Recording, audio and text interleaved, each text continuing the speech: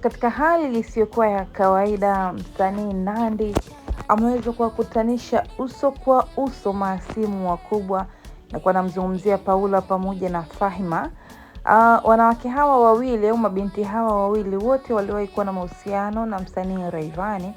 Japokuwa kwa sasa Paula ana mahusiano na ni mwanamke muda mrefu wa msanii Mario, lakini Fahima pia bado ni mpenzi au ni mke wa msanii Rayvanny.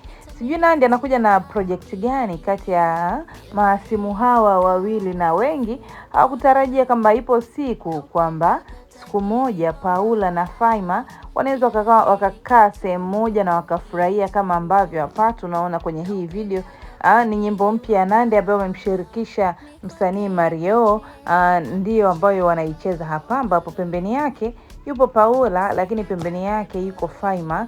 Wawili hawa wote ni wafanyabiashara au wanawake hao, namzungumzia Paula pamoja na Fahima, na katikati yupo Nandy ambaye amekaa na anaonekana ana jambo lake hivi karibuni. Acha tuendelee kusubiri ili tuweze kuona sasa imekuweje. Nandy amefanikiwa vipi kuweza kuwakutanisha Fahima pamoja na Paula kwa mara ya kwanza baada ya kutupiana maneno kipindi cha nyuma. Lakini pia wali hawa wamewahi kushare mwanaume mmoja ambaye ni msanii Rayvanny. Nandy anakuja na project gani?